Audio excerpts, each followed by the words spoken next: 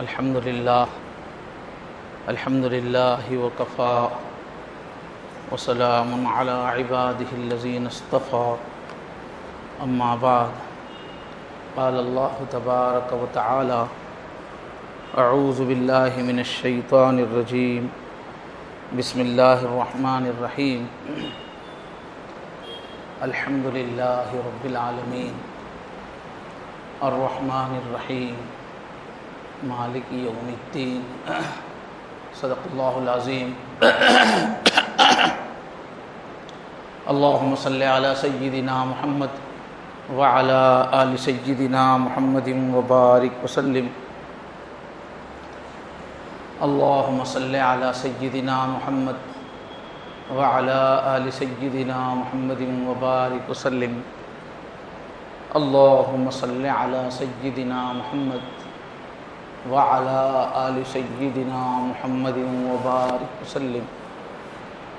بہت ہی احترام کے قابل، بڑی عزت اور بڑے اکرام کے لائق بزرگوں، عزیز دوستوں، اسلام پر جو بیجا اعتراضات کیے جا رہے ہیں اس کے بارے میں ذہن سازی اور معلومات کی فراہمی کے سلسلے میں مختلف بیانات دیے جا رہے ہیں، لیکن آج جو ہے وہ مطالعہ تو بہت ہوا مگر اس کو پوائنٹس بنانے کا موقع نہیں ملا، صحت بھی ذرا خراب ہو گئی، اس لیے انشاءاللہ آگے اس کو بیان کیا جائے گا۔ مواد بہت زیادہ تھا تو کچھ چیزیں تو سدا بہار ہیں، ہر وقت مومن کی ضرورت ہے، تو عین وقت پہ ارادہ ہوا کہ یہ سورہ فاتحہ کی ابتدائی 3 آیات پہ بات ہو۔ سورہ فاتحہ کی مسلمان کے لیے بہت زیادہ اہمیت ہے۔ یہ قرآن مجید کی مکمل اترنے والی سب سے پہلی سورت ہے۔ چھوٹے چھوٹے ٹکڑے چند آیتیں اس سے پہلے نازل ہوئی، سورہ علق کی آیتیں، سورہ مزمل کی آیتیں چند، لیکن مکمل سورت جو نازل ہوئی وہ سب سے پہلے سورہ فاتحہ نازل ہوئی، اور قرآن پاک میں بھی سب سے پہلے اللہ نے اسی کو رکھا ترتیب میں، وہیں سے سورت قرآن مجید شروع ہوتا ہے، اور اس کو قرآن مجید میں قرآن عظیم کہا ہے، سبع من المثانی والقرآن العظیم۔ اور سورہ فاتحہ کو پورے قرآن کا خلاصہ کہا گیا، کئی نام ہیں اس کے، تو پورے قرآن کا پیغام سورہ فاتحہ کے اندر موجود ہے، اور پھر اتنی زیادہ اہمیت دی گئی ہے کہ ہر رکعت میں سورہ فاتحہ پڑھی جاتی ہے۔ صبح سے شام تک ہم کم سے کم 40 رکعت نمازیں تو پڑھ لیتے ہیں، فرائض، سنت مؤکدہ، سنتیں ملا کے ہر مسلمان 40 رکعت تو پڑھتا ہے 5 نمازوں میں، اور ہر رکعت میں اس کو پڑھتے ہیں۔ البتہ امام کے پیچھے پڑھ رہے ہیں تو اس وقت ہم پڑھتے نہیں ہیں، مگر گویا امام کے ساتھ ساتھ پیچھے سنتے ہیں اس کو، چاہے آواز سے سنیں یا بغیر، مگر پھر امام صاحب وہی پڑھتے ہیں۔ تو اتنی اہم صورت ہے کہ روزانہ 40 بار اللہ پڑھوا رہے ہیں ہم سے، وہ سبق ہے۔ دنیا کا کون سا سبق ہوگا جو روزانہ 40 بار دہرائے کوئی آدمی پوری زبان سے؟ کوئی سبق نہیں، اور وہ بھی کیسا دہرا رہے ہم لوگ، بالکل ساری دنیا کو پیچھے پھینک کے، سارے کام چھوڑ کے آتے ہیں، وضو کر کے مصلی پہ کھڑے ہو کر ساری فکروں سے اپنے دماغ کو خالی کر کے با ادب کھڑے ہو کے یہ سبق دہراتے ہیں۔ اس واسطے ہم لوگوں کو سورہ فاتحہ سے بہت لگاؤ ہونا چاہیے، اور سورہ فاتحہ کے مضامین کو بہت گہرائی سے سمجھنا چاہیے، اور اس میں جو سبق ہم کو دیے گئے ہیں ان کو اچھی طرح اپنی زندگی میں جذب کرنا چاہیے، کیونکہ اللہ بہت اہمیت سے ہماری رگ رگ میں، نس نس میں اس کو اتارنا چاہتے ہیں۔ اور پورے قرآن مجید کا پیغام آ جاتا ہے۔ اس وجہ سے چونکہ آپ کی روز استعمال کی چیز ہے، آپ ایسے سنیں کہ پھر بھولنا نہیں کبھی۔ بہت چھوٹا حصہ لیا گیا ہے، ابھی جو تلاوت ہوئی ہے اس میں اللہ پاک کا تعارف ہے۔ اس میں ایک مومن اللہ کے بارے میں کس طرح سے سفر کرے، کس طرح اللہ تک پہنچے۔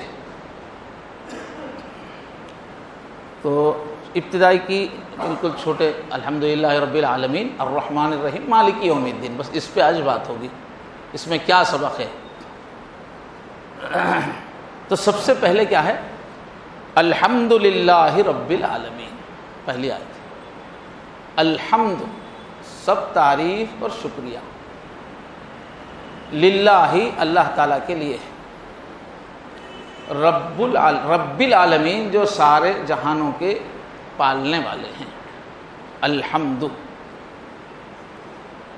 تو الحمد کا ترجمہ کیا کرتے ہیں؟ سب تعریف، اور بعض تفسیروں میں سب شکریہ، اس لیے کہ تعریف کے لیے عربی میں کئی لفظ آتے ہیں،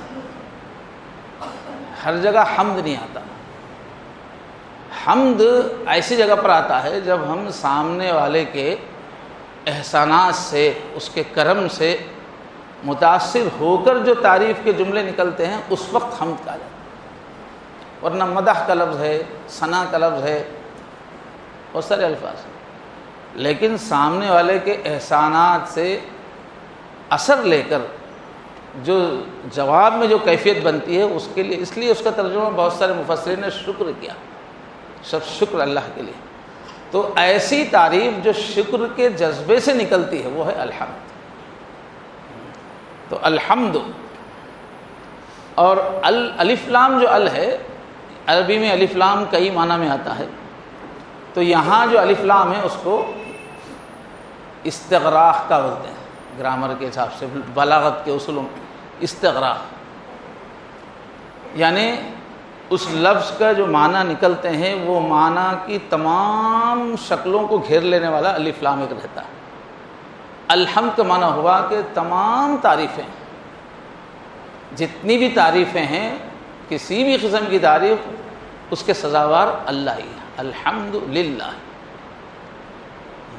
یعنی تعریف آدمی دنیا میں جس کی بھی چاہے کرے، لیکن حقیقت میں چونکہ اس کے خالق اللہ ہیں تو وہ اللہ ہی کی تعریف ہے، تو اصل تعریف کے مستحق تو اللہ ہے۔ اس لیے کہ جس چیز کی بھی ہم تعریف کریں گے اس چیز نے اپنے کو خود نہیں بنایا۔ کوئی چیز بہت خوبصورت ہے، اس نے کیا اپنے آپ کو خود خوبصورت بنایا ہے؟ کوئی چیز بہت فائدہ دینے والی ہے تو کیا اس چیز نے اپنے اندر فائدہ خود رکھ لیا ہے؟ اللہ نے اس میں رکھا ہے۔ بہت نفع ہو رہا ہے، کامل ہے، تو چونکہ سب چیزیں اپنی آپ کو بنائی ہوئی نہیں ہیں، اور جو بھی نفع دے رہی ہیں وہ اپنی طرف سے نہیں دے رہی ہیں، اس لیے ہم دنیا میں جس کی بھی تعریف کریں یا اس کی طرف ہمارا خیال جائے، حقیقت میں وہ اللہ کی تعریف وہاں ہونی چاہیے، اور حقیقت میں وہ اللہ ہی۔ تصویر کی تعریف، مصور کی تعریف، کیا بہترین تصویر بنی ہے، کیا خوبصورت تصویر ہے، تو تصویر نے خود اپنے کو بنایا ہے کیا؟ جب بھی آپ تصویر اچھی ہے بولیں گے تو مصور کی تعریف ہے۔ تو فرما رہے کائنات میں جتنی بھی چیزیں نفع دے رہی ہیں اور جتنی بھی چیزیں خوبصورتی کا اظہار کر رہی ہیں اور جتنی بھی کامل اشیاء ہیں، ان کا چونکہ پیدا کرنے والا اللہ ہے، اس واسطے تعریف صرف اللہ کی۔ جب بھی کوئی اچھی چیز لگے ہم کو، جب بھی کوئی نفع دینے والی چیز لگے ہم کو نظر آئے، تو فوراً ہماری ذہن کدھر جانا چاہیے؟ اللہ کی طرف جانا چاہیے، اور اللہ کی تعریف ہونی چاہیے۔ تو اس کے اندر سیکھنے کے دو سبق ہیں۔ قرآن جہاں سے شروع ہو رہا ہے، پہلا سبق ہے الحمد، شکر۔ شکر سکھا رہا ہے قرآن، دن میں 24 مرتبہ بازو کھڑے کروا کر کیا جذبہ سکھایا جا رہا ہے؟ اللہ کا شکر کرنا سیکھو، اپنی عادت بناؤ شکر کی، اللہ کی نعمتوں کو ہمیشہ سوچتے رہو، محسوس کرتے رہو اور شکر ادا کرتے رہو۔ یہ پہلا سبق ہے جہاں سے قرآن شروع ہو رہا ہے کہ بندو شکر کرنے والے بنو۔ اور للہ دوسرا سبق ہے توحید کا کہ جتنی تمہارے سامنے چیزیں آ رہی ہیں ان کے اندر مت پھنسو، ان کو مقصود مت بناؤ، ان کو مطلوب مت بناؤ، ان کے دیوانے مت بنو، بلکہ ہر چیز سے گزر کر اللہ تک پہنچ جاؤ، اس لیے کہ سب کے بنانے والے دینے والے اللہ ہی ہیں۔ تو توحید کا سبق ہے للہ کے اندر کہ ہر تعریف اللہ ہی کے لائق ہے۔ تو گویا دو سبق اس کے اندر مل رہے ہیں، یکسو ہو کے اللہ کی تعریف کرنا ہے نماز کے اندر، تاکہ یہ اچھی طرح عادت مسلمانوں کے اندر رچ جائے، بس جائے۔ اب یہ جو ہمارے دین کی پوری عمارت کھڑی ہوئی ہے، جیسے کوئی بھی بلڈنگ ہوتی ہے تو وہ بنیاد پہ ہوتی ہے، جتنی بنیاد مضبوط ہوگی اتنی اوپر بلڈنگ کو اٹھایا جا سکتا ہے۔ تو دین کی پوری جو بنیاد ہے وہ شکر کے جذبے پر ہے۔ جتنا زیادہ شکر کا جذبہ آدمی کے اندر اترا ہوا ہوگا، جتنا اللہ کا شکر ہوگا اتنی محبت آئے گی، جتنا شکر ہوگا اتنی محبت آئے گی، اور جتنی محبت آئے گی اتنی فرما برداری آئے گی۔ اب جو اللہ کہہ رہے ہیں یہ کرو، یہ کرو، یہ کرو، یہ نہ کرو، یہ نہ کرو، یہ نہ کرو، اس پہ عمل کب کرے آدمی؟ جب اس کے اندر محبت ہو۔ اور محبت کہاں سے آئے گی؟ اللہ کے زبردست احسانات کا ہر وقت تازہ احساس ہو، شکر ہو۔ تو شکر گزار کے لیے دین پہ چلنا بہت آسان ہے، وہ تو موقع دیکھتے رہتا ہے میرے رب کے لیے میں کیا کروں، اس لیے کہ اس کے اوپر ہر وقت اللہ کے احسانات کا احساس طاری ہے۔ تو شکر والا دوڑ دوڑ کے اطاعت کرے گا، اور اطاعت کرنے میں مزہ آئے گا۔ بندہ اللہ کی اطاعت کیوں کرنا چاہتا ہے؟ ہر انسان، کوئی بھی دنیا میں پیدا ہونے والا کیوں کرنا چاہتا ہے؟ وہ اسی لیے تو کرنا چاہ رہا ہے کہ یہ جسم اس نے دیا، یہ جان اس نے دی، یہ غذا اس نے دی، یہ ہوا اس نے دی، سب اس نے دیا، تو میں بھی کچھ کروں، میں بھی اس کے لیے کچھ کروں، سر جھکاؤں۔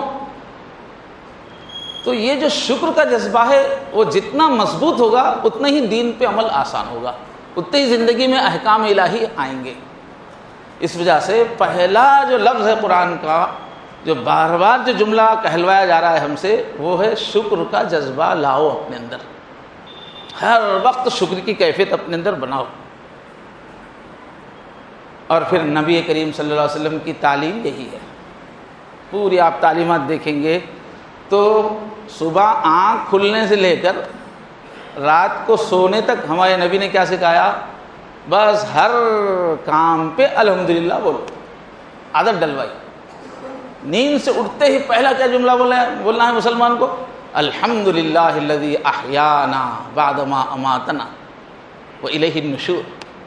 نیند سے اٹھتے ہی کہہ رہا ہے کہ ایک موت کی جیسی کیفیت تھی نیند کی، بے ہوش پڑے ہوئے تھے، پھر آپ نے اللہ نئی زندگی دی، اس پہ شکر۔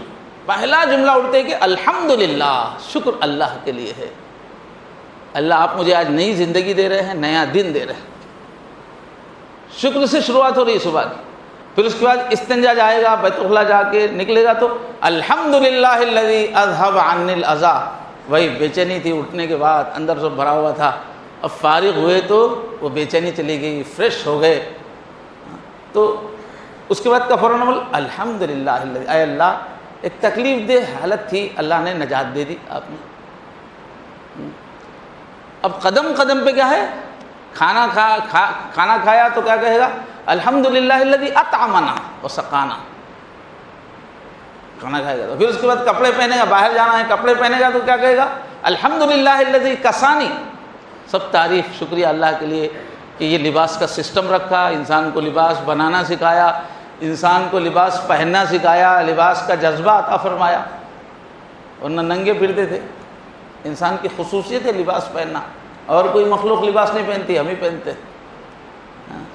تو اے اللہ آپ کا شکر ہے، آپ نے ماں کسانی ماں اواری بھی سوءتی، میری جتنی شرم کی جگہ ہے سب کو چھپا دینے والا لباس آپ نے پہنا ہے۔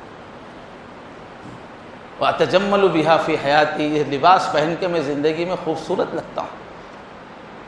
اگر آپ یہ سسٹم نہیں رکھتے، یہ طبیعت نہیں رکھتے، یہ انتظام نہیں رکھتے تو ہم بھی ایسے ہی پھرتے تھے. شیر جنگل کا بادشاہ ہے مگر ننگا پھرتا ہے، کچھ ہوش نہیں ہے کپڑوں کا، شرم کا. ہم بھی ایسے ہی پھرتے تھے. تو اب صبح سے شام تک ہر کام ہوتے ہی کیا ہے؟ الحمدللہ الحمدللہ. کام کرنے سے پہلے بسم اللہ، کام ہوتے ہی ہم کو کیا سکھایا گیا؟ الحمدللہ. پانی پیتے ہی الحمدللہ. ہر یہ حضور اکرم صلی اللہ علیہ وسلم کی تعلیم.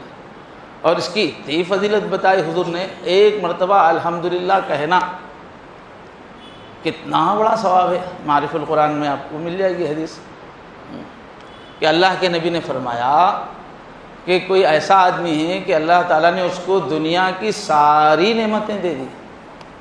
خوبصورت بھی ہے، صحت مند بھی ہے، بہت دولت مند بھی ہے، بہت ذہین بھی ہے، بال بچے بھی ہیں، عزت بھی ہے، شہرت بھی ہے، خزانے بھی ہے، حکومت بھی ہے. کسی کو اللہ تعالیٰ نے پوری دنیا دے دی، ہر چیز دے دی. اس کے بعد اس نے ایک مرتبہ محسوس کر کے الحمدللہ کہا، اللہ کا شکر ادا کیا. تو حضور نے فرمایا اللہ تعالیٰ نے اس کو یہ ساری دنیا کی جو نعمتیں دی ہیں وہ ایک طرف ہے، اور اس کا ایک بار الحمدللہ کہنا اس کے برابر، اس سے بڑھ کر ہے. فرمایا کہ الحمدللہ کہنا اتنی بڑی نعمت ہے. ساری دنیا کی نعمتیں مل جانا چھوٹی نعمت ہے، اور بندے کو احساس ہونا میرے اللہ کی یہ نعمت ہے، اس پہ اس کے منہ سے نکلنا الحمدللہ اس سے بڑی نعمت ہے. کتنا یہ بہترین راستہ ہے آخرت کا ثواب کمانے کا. آدمی بار بار الحمدللہ کہتا رہے اور اتنا زیادہ درجہ اللہ کے پاس پاتا رہے. کتنا آسان ہے. ہم سب کو اس کی عادت ڈالنی چاہیے. کچھ بھی کام ہوتے فوراً الحمدللہ الحمدللہ. میں نے نہیں کیا، اللہ آپ نے کروایا. میری ہوشیاری نہیں ہے، میری صلاحیت نہیں ہے، میری اصل محنت نہیں ہے، یہ سب تو بہانے ہیں، آپ نے دیا، اس لیے آپ کا شکریہ. تو ساری دنیا مل جانے سے بڑھ کر ہے ایک مرتبہ زبان سے الحمدللہ کہنے کی توفیق ملنا. تفسیر قرطبی میں یہ حدیث ملے گی، معرف القرآن میں ملے گی. اور حضور نے فرمایا الطہور شطر الایمان، پاک صاف رہنا آدھا ایمان ہے. والحمدللہ تملأ المیزان، اور اگر الحمدللہ کہو گے تو یہ اعمال نامے کی ترازو کو بھر دیتا ہے. الحمدللہ کہنا اتنا بڑا عمل ہے. زبان کی ہلکی سی حرکت سے ادا ہو جائے گا، لیکن جب تلنے کا وقت آئے گا تو پوری ترازو بھر جائے گی اس سے. تملأ المیزان اتنی بڑی نعمت ہے. وسبحان اللہ والحمدللہ تملأان ما بین السماوات والارض. اور آدمی سبحان اللہ بھی بول رہا ہے، پھر الحمدللہ بھی کہہ رہا ہے، سبحان اللہ بھی کہہ رہا ہے. تو یہ دو کلمے تو اتنی عظمت رکھتے ہیں کہ زمین و آسمان کے بیچ میں جتنا خلا ہے اس سب کو ثواب سے بھر دیتے ہیں. اتنا ہم کو موقع ہے کمانے کا سبحان اللہ الحمدللہ کہنے کا. یہ دولت لوٹنے کی فکر ہونی چاہیے. ایک کمپلیکس بنانے میں کتنے دن لگتے ہیں، کتنا پیسہ کمانے میں پوری زندگی لگانی پڑتی ہے، اور ایک مرتبہ سبحان اللہ الحمدللہ کہہ کے ہم زمین و آسمان کے بیچ کے پورے خلا کے بھر کے ثواب کما لیتے ہیں. اور جنت ہے ہی ایسی چیز کہ اس کو کمانے کے لیے بہت زیادہ ثواب کی ضرورت ہے، وہ بہت بڑی چیز ہے. تو ہم کو نیکیاں کرتے رہنا چاہیے، اور نیکیوں میں بہت کم وقت میں بہت زیادہ جو کمائی ہوتی ہے وہ ذکر سے ہوتی ہے. ویسے تو ہر قسم کی نیکیاں ہونی چاہیے، لیکن سب سے تیز رفتار جو ترقی ہوتی ہے وہ ذکر. جیسے فرمائے سبحان اللہ الحمدللہ ایک بار کہنے پر زمین و آسمان بھر جاتے ہیں ثواب سے. کتنا آسان ہے. اس لیے حضور فرمایا کتنے لوگ ایسے ہیں نرم نرم گدوں پہ بیٹھ کے کوئی ٹینشن نہیں، اے سی میں بیٹھ کے ذکر کر رہے ہیں، لیکن جنت میں بھی سب سے بڑے درجے ان کے ہی ہوں گے. اس لیے کہ وہ تیز رفتار طریقہ ہے کمانے کا. لیکن جس وقت شریعت کا جو حکم ہے وہ پورا کر کے ذکر کرنا ہے. شریعت کا احکام چھوڑ کے ذکر نہیں کرنا ہے. بچوں کو بھوکا رکھ کے ذکر نہیں کرنا ہے، وہاں کمانے کا حکم ہے. بیوی کا ادا کرنا ہے، پڑوسی کا ادا کرنا ہے. لوگوں کے قرضے لے لینا واپس نہیں کر کے ذکر کر لیتے بیٹھنا نہیں ہے. قرضے واپس کرتے ہوئے ذکر کرنا ہے. ہر چیز کا ایک بیلنس ہے، آگے پیچھے ہے. تو مسلم شریف کتاب الطہارت میں یہ حدیث ہے ابھی جو پڑھی گئی. اور پھر قرآن بتاتا ہے کہ پورے نبیوں کی زبان پہ یہی جملہ کھیلتے رہتا تھا، یہی لفظ الحمدللہ الحمدللہ، بات کو الحمدللہ، شکر سے بھرے ہوئے رہتے تھے، بس ہر وقت الحمدللہ الحمدللہ۔ قرآن مجید میں انبیاء کرام کے مختلف موقعوں پہ جملے ہیں، جیسے حضرت ابراہیم علیہ السلام الحمدللہ الذی وہب علی الکبر اسماعیل و اسحاق، بڑھاپے میں اللہ نے 2 بیٹے دے دیے، اللہ آپ کا شکر، الحمدللہ کہہ رہے ہیں۔ ایسے ہی جنتی جب جنت میں جائیں گے، جب زندگی سکسیس ہو جائے گی، یقین ہو جائے گا، اندر جائیں گے تو کہیں گے الحمدللہ، اللہ تعالیٰ کا شکریہ ہے، الذی ہدانا لہذا، کہ اللہ نے ہم کو ہدایت دی کہ آج ہم جنت میں آ سکیں۔ اگر اللہ دنیا میں ہدایت نہیں دیتے تو ہم اپنی طرف سے جنت میں آنے کی نہ وہ علم حاصل کر سکتے تھے نہ وہ راستہ۔ اللہ نے ہم کو دنیا میں ہدایت دی، آج ہمیشہ کی جنت میں ہم داخل ہو رہے ہیں۔ تو یہ ایک بہت بڑا اصول ہے میرے بھائیوں، روحانی طاقت کے لیے، دین پہ چلنے کی طاقت کے لیے، زندگی کا مزہ آنے کے لیے، ہمیشہ فریش رہنے کے لیے، ہمیشہ باہمت رہنے کے لیے کیا ہے؟ بس الحمدللہ الحمدللہ الحمدللہ الحمدللہ زبان سے جاری ہو، نعمتیں اللہ کی غور کرتے جائیں، نظر رکھتے جائیں اور الحمدللہ بولتے جائیں۔ ہر چیز کو نگاہ محبت سے دیکھ کر طوفان بحر عشق میں اب لا رہے ہیں ہم۔ ایک اللہ والے مشہور گزرے کہتے ہیں کہ ہم جس چیز کو بھی دیکھتے ہیں اس میں اللہ کی ہم محبت دیکھتے ہیں۔ میرے اللہ، میرا بچہ کیا ہے، ایک چھوٹا سا منا، میرے اللہ اس بچے کے ذریعے میری دل بہلائی کر رہے ہیں، میری اللہ کی محبت ہے جو بچے کا شکل اختیار کر چکی ہے۔ یہ بیوی جو میں باہر سے آتے دوڑ کے شربت کا گلاس پیش کر رہی ہے، میرے اللہ کی مجھ سے محبت ہے، میری اللہ کی محبت میں بیوی کا روپ اختیار کر لیا۔ یہ بیوی کیا ہے؟ میرے اللہ کی مجھ سے محبت ہے۔ یہ بیوی خدمت نہیں کر رہی ہے، اللہ مجھ سے اپنے پیار کو اس بیوی کے ذریعے سے ظاہر کر رہے ہیں۔ دکان کے غلے پہ بیٹھے دیکھتے یہ غلہ کیا ہے، یہ کرسی کیا ہے، میرے اللہ کی محبت ہے جو کرسی بن گئی ہے، غلہ بزنس بن گئی۔ ہر چیز میرے اللہ محبت کر رہے ہیں، محبت سے یہ بچہ دیا، محبت سے یہ بیوی دی، محبت سے یہ دکان دی، محبت سے یہ بزنس دیا، چہرہ دیکھتے محبت سے یہ چہرہ دیا۔ ہر چیز میں اللہ کی محبت کو پڑھتا رہے آدمی، میرے اللہ کیسا کیسا مجھ سے محبت کر رہے ہیں، کتنے انداز سے محبت کا اظہار ہو رہا ہے۔ اور پھر جواب میں الحمدللہ، اللہ آپ کا شکر، اللہ کا شکر۔ تو اب ہمارے اندر محبت جوش مارتی چلی جائے گی۔ اس کے مقابلے میں یہ نہیں ہے، وہ نہیں ہے، یہ نہیں ہے، وہ نہیں ہے، بھائی کے پاس وہ ہے، دوست کے پاس وہ ہے، پڑوسی کے پاس وہ ہے، میرے پاس نہیں بولیں گے تو ہمیشہ ایک بے چینی کی آگ، ہمیشہ ایک مایوسی، اداسی، ٹینشن۔ جو نعمتیں ہیں سوچتے جائیے ہمیشہ فریش۔ اور اللہ تعالیٰ کا اصول کیا ہے؟ جو جتنا شکریہ ادا کرے گا اور بڑھاتے چلا جاؤں گا۔ 1 روپیہ ملتے شکریہ ادا کرتے اللہ تعالیٰ فوراً 10 دیتے ہیں۔ لئن شکرتم لأزیدنکم، شکریہ ادا کرو ضرور میں بڑھاتا چلا جاؤں گا۔ اللہ سے اور لینے کا سلیقہ کیا ہے؟ ذرا ملتے شکریہ ادا کرنا اور آتا، اور پھر ملتے شکریہ کرنا اور آتا۔ اور ناشکری کریں گے، کیا دی اللہ میاں، نہیں ہے جو چیز پہ نظر نہیں رہی، جو ہے اس پہ نظر نہیں رہی، جو ہے اس کا بھی مذاق کھینچ لیتے اللہ تعالیٰ، یا تو وہ چیز ہی کھینچ لیتے ہیں یا پھر اس کا فائدہ ملنا بند ہو جاتا۔ اس سے کیا ہوگا؟ دین پہ چلنا بہت آسان ہو جائے گا۔ ہر وقت شکر شکر شکر کرتے کرتے محبت ایسی جمے گی کہ پھر دین پہ چلنے میں مزہ آئے گا، فجر کی ٹھنڈک میں اٹھ کے آنے میں مزہ آئے گا، اس لیے کہ اللہ کی محبت چلائے گی۔ پھر اپنے پیسے میں سے زکوٰۃ دینے میں مزہ آئے گا، اس لیے کہ کون ہے جو اپنے محبوب پہ خرچ نہیں کرتا مزے سے؟ اپنے محبوب پہ خرچ کرنے میں تو مزہ آتا ہے۔ تو زکوٰۃ دینے میں مزہ آئے گا جب آپ کی زبان پہ الحمدللہ الحمدللہ نکلے گا، محبت مچلتی رہے گی تو زکوٰۃ دینے میں مزہ آئے گا۔ تو یہ سبق ہے پہلا سورہ فاتحہ کا، الحمدللہ۔ بندو شکر سیکھو۔ تو 24 دن میں 40 بار مسجد میں لا کے عادت ڈال رہے اللہ تعالیٰ، شکریہ شکریہ شکریہ۔ یہ چیز جو ہے یورپ والوں نے بہت سیکھی ہے، شکریہ ادا کرنا۔ اس وجہ سے نعمتیں مل رہی ہیں۔ شکریہ ان کی تہذیب میں زبان پہ ایسا جاری رہتا ہے، thank you thank you thank you thank you, شکریہ شکریہ۔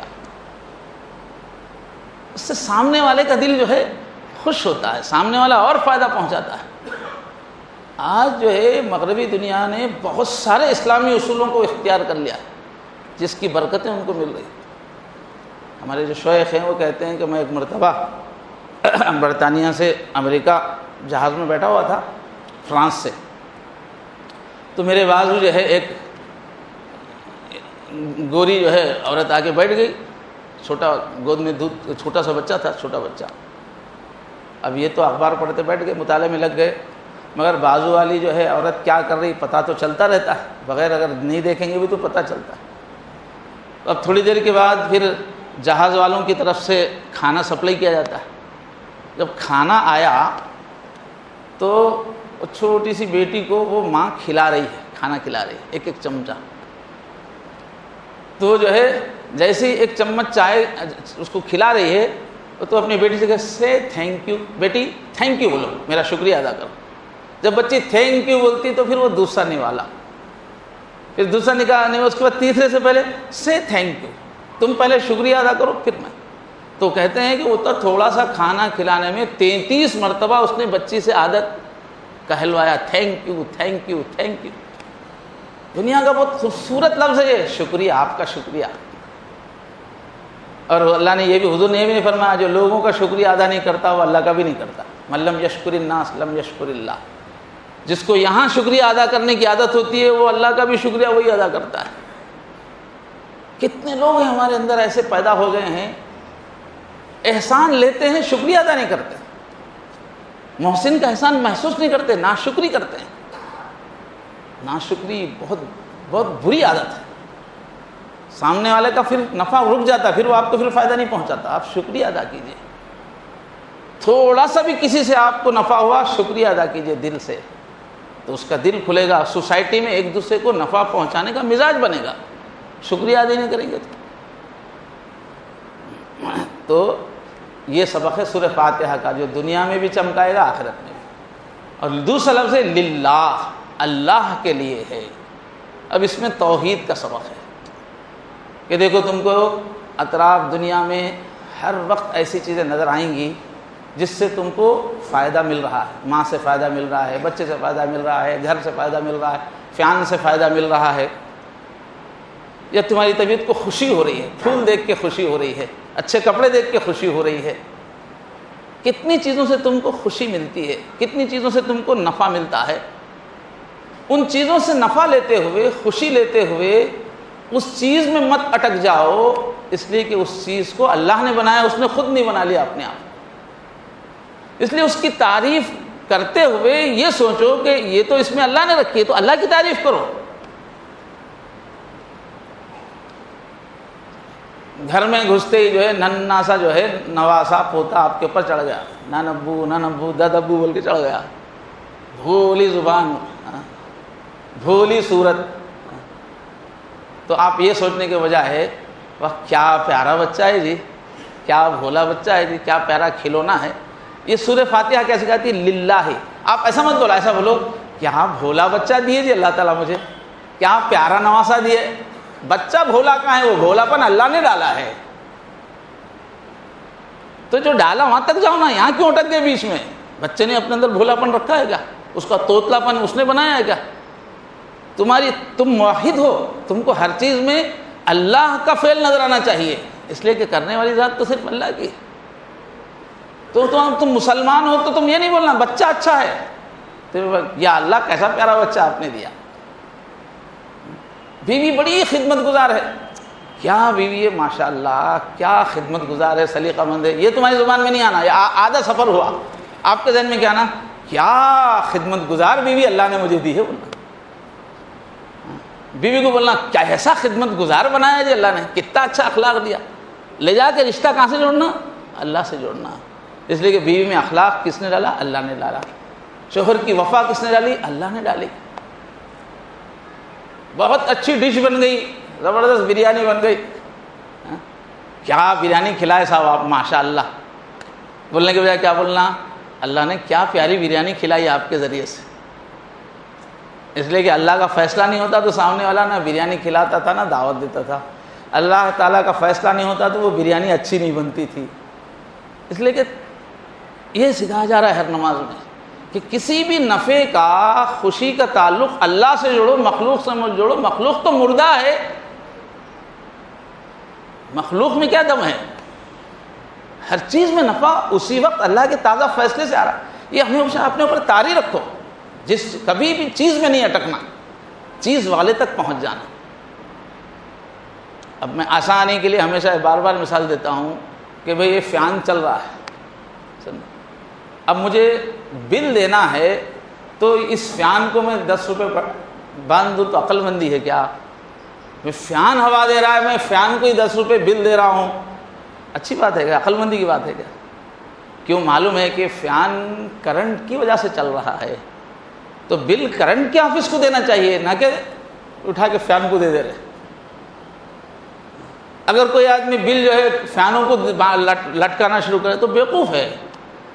تو کائنات میں ہر چیز میں جو بھی نفع حسن ظاہر ہو رہا ہے وہ اللہ کی طرف سے آ رہا ہے، تو بل کس کو دو؟ شکریہ کس کا ادا کرو؟ فرما برداری کس کرو؟ اللہ کی کرو. مردہ چیز کی کیوں کر رہے ہیں؟ ساری چیزیں تو مردہ ہیں، اس میں حیات ڈالنے والے اللہ ہیں. ساری چیزیں تو بے نفع ہے، اس میں نفع ڈالنے والے اللہ ہیں. یہ بات عقل مندی کی ہے کہ نہیں ہے؟ بس اسی کا ہر وقت لحاظ رکھنے سے دین پہ چلنا آسان ہو جاتا ہے. تو ایک لفظ الحمدللہ میں اللہ پورا سفر مخلوق سے خالق تک ملا دے رہے ہر انسان. چیزوں میں مت اٹکو، چیزوں کے خالق تک پہنچو. چھوٹی نظر مت رکھو، حقیقت تک پہنچنے والی نظر رکھو اپنی. تو توحید کا سبق ہے.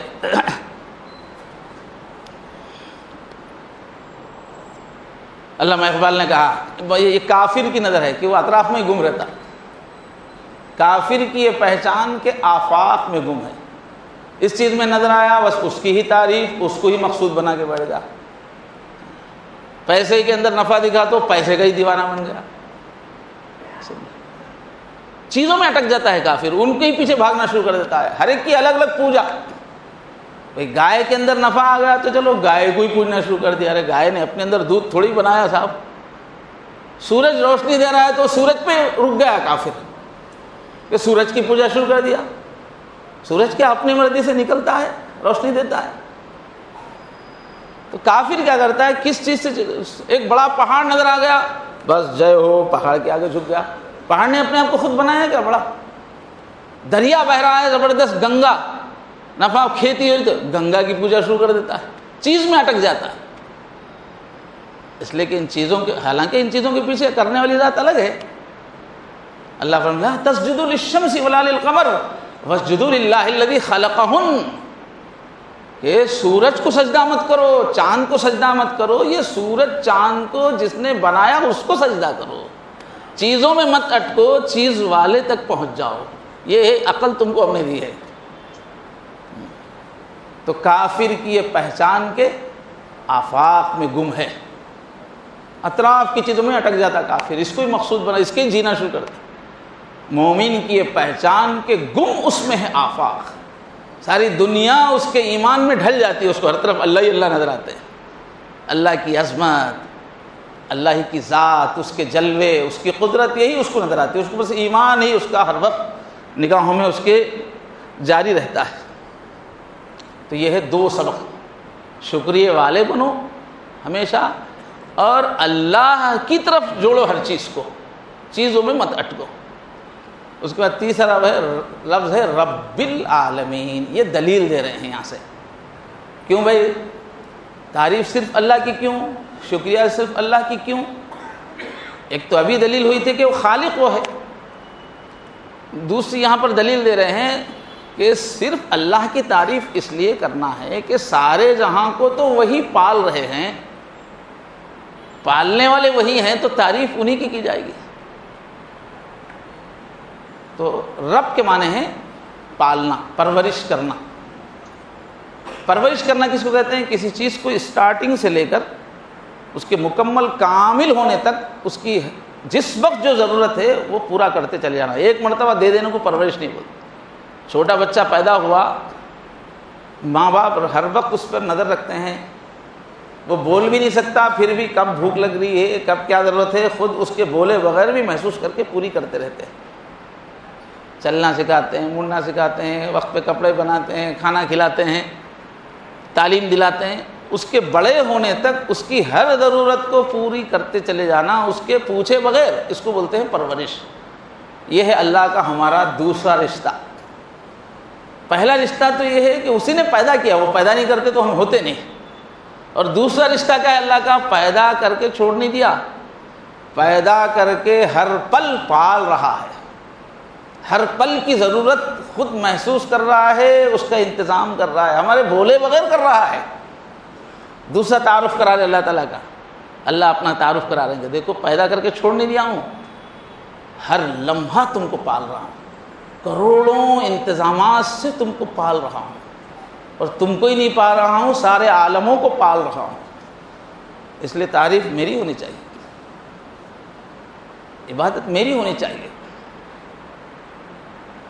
رب العالمین، عالمین اس لیے کہہ رہے ہیں کہ ایک تو عالم ما یعلم بہ، جس چیز سے بھی اللہ کی طرف توجہ جاتی ہے، ہر چیز کو بھی عالم کہہ سکتے ہیں عربی میں، ایک ایک چیز کو بھی عالم کہا جا سکتا ہے، لیکن عام اس کا استعمال یہ ہے کہ ایک ایک جنس کا ایک عالم۔ فرشتوں کی ایک دنیا ہے، انسانوں کی ایک دنیا ہے، جانوروں کی ایک دنیا الگ ہے، پرندوں کی ایک دنیا الگ ہے، مچھلیوں کی دنیا الگ ہے، اس اعتبار سے عالمین کہہ رہے ہیں۔ جنوں کی ایک دنیا ہے، شیطانوں کی ایک دنیا ہے، نباتات کی ایک دنیا ہے، جمادات کی ایک دنیا ہے، اس اعتبار سے اللہ کہہ رہے ہیں کہ دنیا، جتنی بھی دنیایں ہیں ان سب کو پال کون رہا ہے، ان کی ہر پل کی ضروریات کو پورا کون کر رہا ہے؟ یہ وہ اللہ ہیں، سارے عالم کو پال رہے ہیں، تو اس لیے انہی کی عبادت ہونی چاہیے، انہی کی تعریف ہونی چاہیے، انہی کو دل دینا چاہیے۔ اب اپنے دل میں تول کے بولو باتیں صحیح ہے، انہیں زبردستی کی دھونس جما رہے اللہ تعالیٰ، دل کو لگنے والی بات ہے، جب سارے عالم کو وہی پال رہے ہیں تو انہی کی تعریف ہونی چاہیے۔ اب پورے قرآن میں یہی جو جملہ ہے رب العالمین، اسی کو کہیں آدھے صفحے میں اللہ نے کھولا ہے، کہیں پورے صفحے میں تصویر رکھ دی ہے اس کی، کس طرح سے میں تم کو پال رہا ہوں، کس طرح سے میں عالم کے ایک ایک مخلوق کو پال رہا ہوں۔ بڑے پیارے مناظر ہے قرآن مجید میں، پالنے کے الگ الگ تصویریں رکھی، دیکھو میں کیسے پال رہا ہوں۔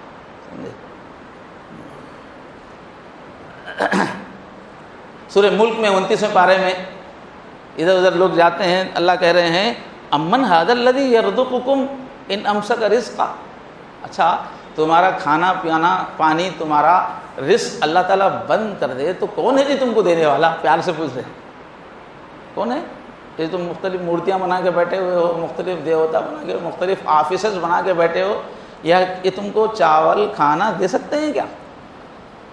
اگر اللہ تبارک و تعالیٰ چاول کی پیداوار بند کر دیں، غلوں کی پیداوار بند کر دیں، تو یہ تمہارے جابس نوکری دے سکتے ہیں کیا تم کو؟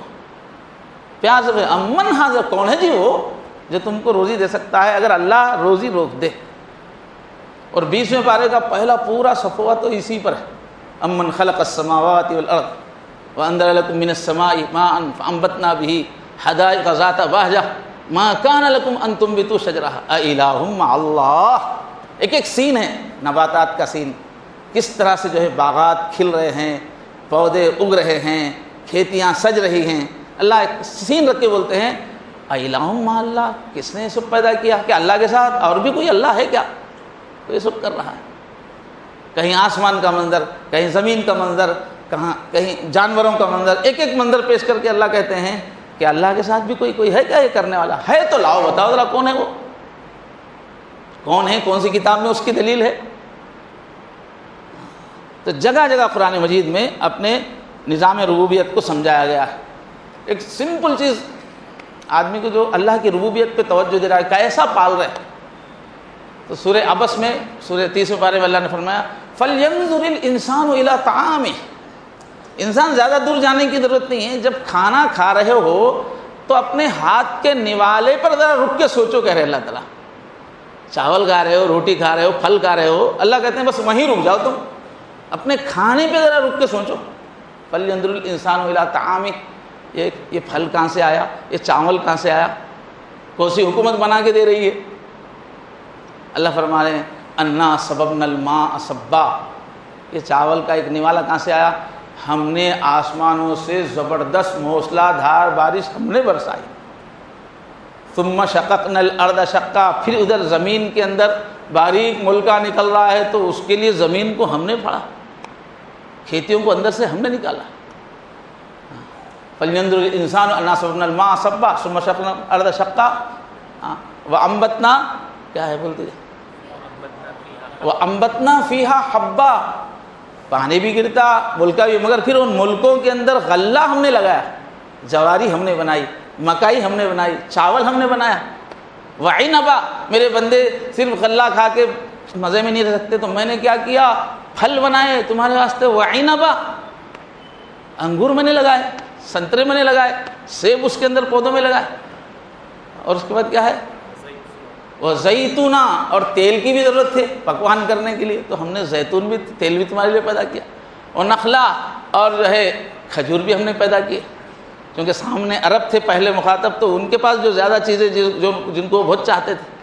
وہ حدائق غلبا، اور کیسے گھنے گھنے باغات ہم نے زمین کے اندر نکال دیا. وہ فاکہہ، اور میوے ہم نے بنائے. وہ ابا، تمہارے جانوروں کے لیے چارہ بھی ہم نے پیدا کیا. متاعا لکم ولانعامکم، تمہارے لیے جینے کا انتظام، تمہارے جانوروں کے لیے جینے کا انتظام، غذا کا انتظام. تو قرآن مجید میں جگہ جگہ اللہ تعالیٰ ہماری آنکھ کو پکڑ پکڑ کے دیکھو میں کیسا پال رہا ہوں. اگر میں یہ سب پیدا نہیں کرتا تو کیا تم پیسے سے یہ سب چیزیں کر سکتے تھے؟ آدمی پیسہ کماتا ہے لیکن چاول تھوڑی کماتا. اگر اللہ چاول ہی نہیں پیدا کرتے، جو ہی نہ پیدا کرتے، پیسہ لے کے کیا کرتے؟ پانی اللہ پیدا نہیں کرتے تو کیا پیسہ پانی بناتا ہے کیا؟ تمہارے جسم کی جو ضروریات ہے جس سے، وہ تو میں نے بنایا سیدھا. کسان کیا غلہ اگا رہا ہے کیا؟ کہ زمین کے اندر دانے کسان بنا رہا ہے کیا؟ کوئی حکومت بنا رہی کیا؟ تو اللہ سوچنے کا انداز سے اپنے رب کو رات دن دیکھو، رب کیسے کیسے تم کو پال رہا. تو قرآن مجید کی پہلی آیت کیا سکھاتی ہے؟ اپنے اطراف رب کا ہاتھ دیکھو جی، کیسا کیسا پال رہے ہیں. اور انسان کا جو بہت بڑا رشتہ کیا ہے، وہ پیدا کرنے والا تو ذرا بھول جاتے ہیں، اس لیے کہ پیدا ہو گئے بہت دن ہو گئے، مگر پالنے کا عمل ہر وقت چل رہا ہے نا. تو وہ پالنے کا رشتہ جو اللہ کا ہمارا ہے نا، وہ زیادہ ہم کو یاد رہتا. اس لیے جگہ جگہ آدمی رب دعا میں ہم کیا کہتے ہیں؟ اے ہمارے پالنے والے، اے ہمارے پالنے والے. پوری دعاؤں میں اکثر کیا رہتا ہے؟ رب کہتے ہوئے اللہ کو مخاطب کیا جاتا ہے. ربنا آتنا فی الدنیا، اے ہمارے پالنے والے، دنیا میں ہمیں بہترین حالت میں رکھیے، آخرت میں ہم کو بہترین حالت میں رکھیے. ربی اغفر ورحم، اے ہمارے پالنے والے. اور پالنے والے کو ہی اپنے گود کے بچے سے زیادہ پیار ہوتا ہے. ماں سب سے زیادہ بچے سے اس لیے پیار کرتی ہے کہ وہ پال کے اس کو بڑا کرتی ہے. کوئی اسکول میں کوئی ٹیچر مارے تو ماں جا کے بولتی تم پالتے تو معلوم ہوتا جی تم کو، ایسا بے دردی سے مار دیا میرے بچے کو، میں پال کے بڑا کیوں، مجھے معلوم ہے بچہ کیا ہے، کیسا بڑا ہوا ہے. جو پالنے والا آتا ہے اس کو جتنا درد ہوتا ہے وہ کسی کو نہیں ہوتا. تو وہی کہہ کے ہم اللہ کو بولتے ہیں یا اللہ آپ تو پال کے بڑا کر رہے ہیں، آپ رحم نہیں کریں گے تو کون کرے گا، آپ نہیں دیں گے تو کون دے گا، آپ ہی تو سب سے زیادہ، میرا درد اگر کسی کو ہے تو آپ کو ہے. تو ہم کو جو دعائیں سکھائی گئیں، ربنا ربنا، بات بات پر آئے ہمارے پالنے والے ہے، اس پالنے والے کا کثرت سے ذکر کرنا اور اس کو یاد رکھنا. تو یہ ہے، دیکھیے پہلی آیت میں ہیں ابھی ہم، الحمدللہ رب العالمین. اتنی باتیں سکھا رہی پہلی آیت، اور اس کو ہم زندگی میں کتنے لاکھ بار پڑھ چکے ہوں گے، لیکن نہ ہم اس کا سبق اپنے اندر اتار رہے نہ کیفیت اتار رہے ہیں. ورنہ رات دن اللہ کی ربوبیت کو اگر دیکھتے رہتے، سوچتے رہتے تو دین پہ چلنے میں کوئی مشکل نہیں ہوتی، شیطان سے لڑنے میں کوئی مشکل نہیں ہوتی. دنیا جادوگرنی ہم کو اللہ سے نہیں کاٹ سکتی تھی، لیکن ہم اللہ سے جڑے ہی نہیں، ہم پیسے سے جڑے، ہم چھوٹی چھوٹی خوشیوں سے اللہ کو چھوڑ کر جڑتے ہیں. ہم جو اللہ ایک ایک پل ہم سے جڑا ہوا ہے، جس کا ہاتھ 24 گھنٹے ہم کو پال رہا ہے، اس اللہ کے ہم کٹ کے ہم دنیا سے جڑنا چاہتے ہیں. تو ضرورت اس بات کی ہے کہ ہم سورہ فاتحہ کا جو سبق روزانہ پڑھ رہے ہیں اس کو اپنے دل میں اتاریں. اللہ تبارک و تعالیٰ مجھے اور آپ سب کو اپنی توحید، اپنا شکر اور اپنی ربوبیت کا احساس نصیب فرمائے۔ وآخر دعوانا الحمدللہ رب العالمین۔